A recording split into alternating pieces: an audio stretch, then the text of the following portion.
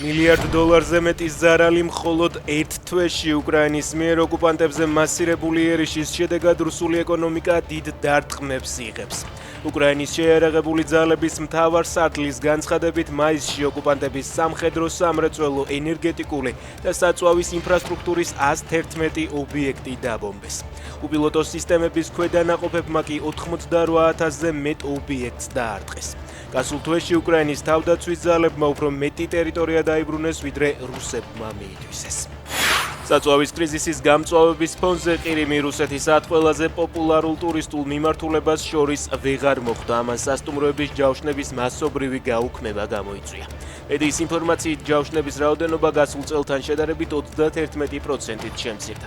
ხოლო ქალაქ სევასტოპოლში ვარდნამ 40%-ს მიაღწია.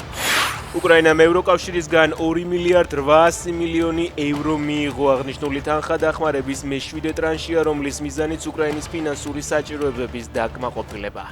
ახლა ჩვენ გაწევრიანების მოლაპარაკებების პროცესში შემდგომი პროგრესისთვის ნიადაგს ვამზადებთ, განაცხადა მარტა კოსმა. სახიფათო გზა თუშეთში, სადაც შესვლა ვიზიტორებს მხოლოდ ცხენებით ზვავზე ქვეითად გადასვლით შეუძლიათ. გზის გახსნის მოთხოვნით ადგილობრივებმა რამდენიმე აქცია ჩაატარეს, თუმცა უშედეგოდ.